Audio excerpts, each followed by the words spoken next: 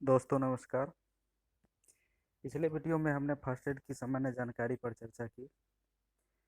आज हम रक्तस्राव या ब्लीडिंग विषय पर चर्चा करेंगे।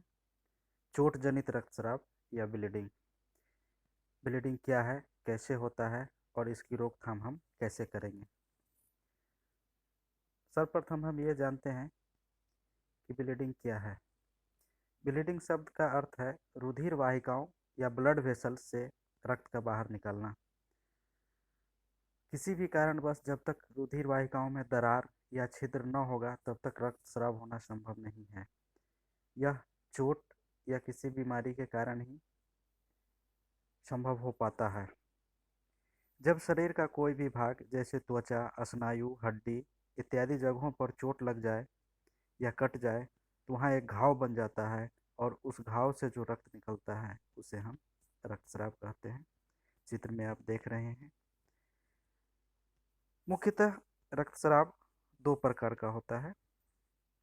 एक एक्सटर्नल ब्लीडिंग यानी बाहरी रक्तस्राव और दूसरा इंटरनल ब्लीडिंग यानी आंतरिक रक्तस्राव। दोस्तों, रक्तस्राव होना शरीर के लिए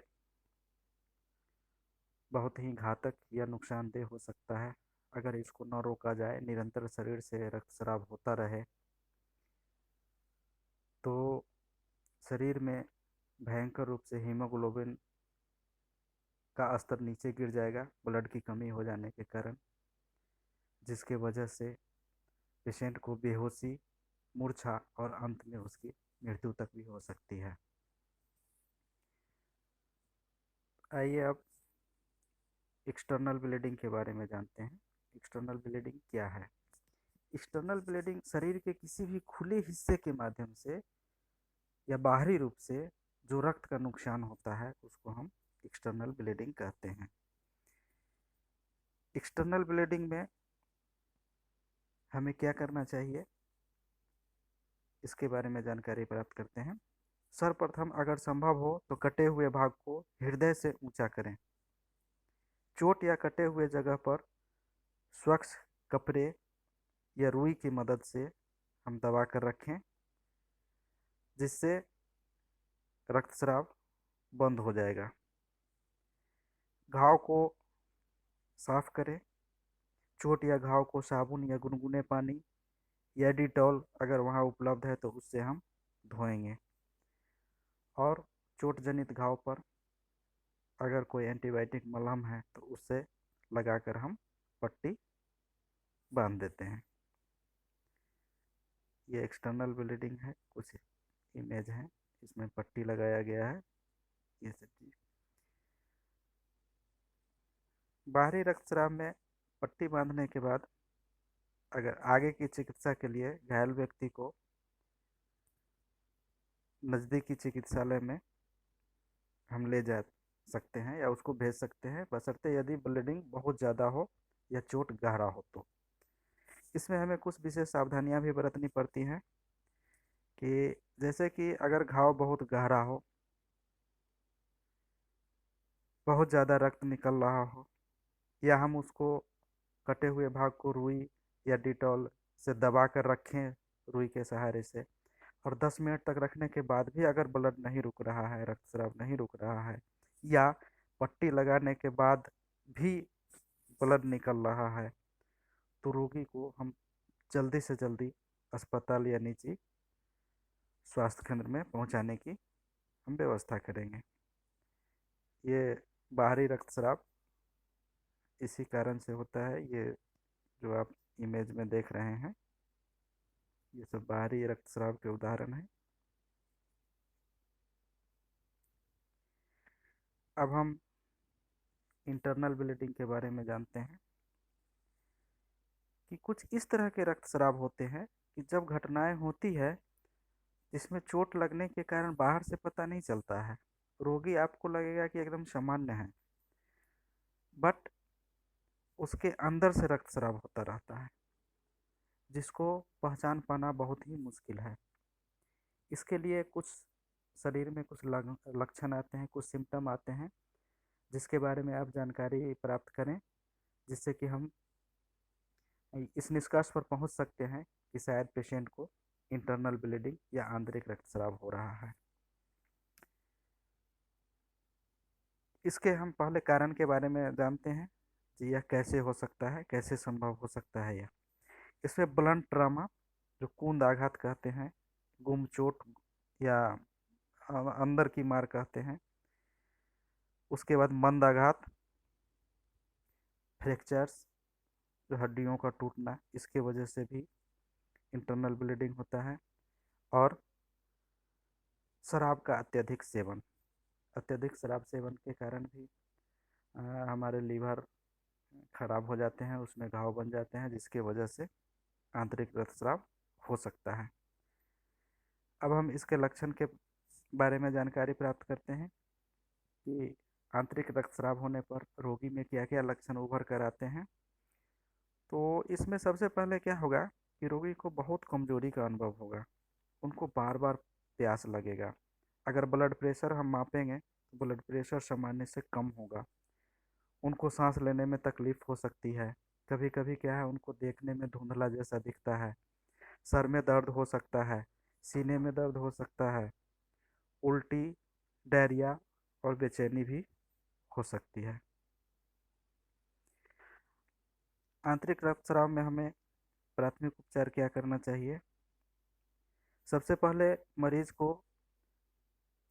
मरीज के सर को पैर की अपेक्षा नीचे की तरफ करके लिटाना चाहिए। मरीज को जितना संभव हो सके कम से कम हिलाना डुलाना करना चाहिए। मरीज को गर्म कंबल या कपड़े से ढककर रखना चाहिए। मरीज को पानी नहीं पिलाना चाहिए। हालांकि इसमें प्यास उनको ज़्यादा लगता है, लेकिन हमें पानी नहीं देना है।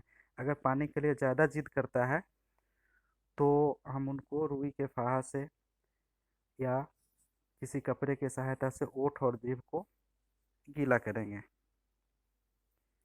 और जितनी जल्दी हो सके हमें पेशेंट को अस्पताल भेजने की व्यवस्था करनी चाहिए। तो ये तो हो गया एक्सटर्नल ब्लीडिंग और इंटरनल ब्लीडिंग। एक और ब्लीडिंग होता है दोस्तों, जो अक्सर गर्मी के समय में कुछ वयस्कों को और बच्चों को भी होता है, जिसको हम बोलते हैं नक्सीर फूटना या नोज ब्लीडिंग। नाक से खून आने को नक्सीर के रूप में भी जाना जाता है। हालांकि यह चिंता की बात है, लेकिन शायद ही कभी इसे गंभीर या किसी समस्या का संकेत मिलता है। हमारी नाक में कई प्रकार की रक्त वाहिकाएं होती है। यह रक्त वाहिकाएं बहुत नाजुक और पतली होती है, पतली झिल्ली से ढकी होती है, जिस पर नाखून या अन्य प्रकार के अ, चोट से, जैसे जोर से नाक साफ करने या एलर्जी के कारण, सर्दी खांसी ज़्यादा होने से या फुंसी के कारण झिल्ली फट जाती है एवं रक्त रिसने लगता है, ब्लड रिसने लगता है। ऐसे नाक से खून आने के और भी कई कारण हो सकते हैं। और अक्सर इस समस्या के लिए हमें, जब ये कम रहता है तो चिकित्सक की ज़रूरत नहीं होती है, हम सामान्य चिकित्सा घर पे करते हैं, जिससे ये खून आने की समस्या जो है ठीक हो जाती है। अगर खून आने की समस्या, नाक से ब्लड आने की समस्या अगर ज़्यादा हो या बंद नहीं हो तो हमें चिकित्सक की भी सलाह लेनी चाहिए। इसके मुख्य कारण है शुष्क हवा, नाक में उंगली डालना, साइनस का प्रॉब्लम, किसी किसी को साइनस का प्रॉब्लम होता है जिसकी वजह से होता है एलर्जी, जुकाम, नाक में चोट लगना, या किसी भी मेडिसिन या दवाई का साइड इफ़ेक्ट इसकी वजह से भी हो सकता है। इसके लिए प्राथमिक उपचार हम करते हैं घर पे। नाक से खून आने पर डॉक्टर के पास जाने के समय तक रोगी को बचाने के लिए हम इस प्रकार से चिकित्सा देते हैं। मरीज को के सिर को आगे की तरफ नीचे झुका कर रखने की कोशिश करेंगे, या उसको बताएंगे कि आगे की तरफ नीचे सर झुका के रखें। अगर गले के पास कोई टाइट बटन या टाई लगी हो तो उसे ढीला कर देंगे। नाक के आगे के मुलायम भाग को चुटकी और अंगूठे और तर्जनी उंगली के से 5 मिनट तक दबा कर रखेंगे। साथ ही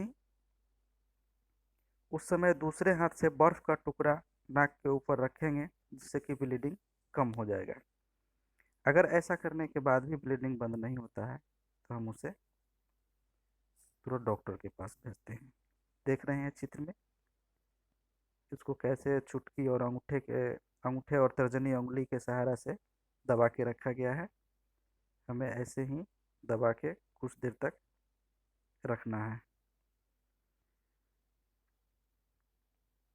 न अगर हम यहाँ पे सावधानी भी हमें बरतनी है कि अगर नाक से ब्लड आ रहा है तो उस समय नाक के बजाय मुंह से ही सांस लेना चाहिए। और जब तक नाक से ब्लड आता रहे सिर को आगे की तरफ झुका कर रखना चाहिए। कभी भी उल्टे नहीं लेटने चाहिए। यहाँ पर इस चीज़ का ध्यान रखना है। ठीक है दोस्तों, आज इतना ही। फिर दूसरे वीडियो में हम चर्चा करेंगे। धन्यवाद।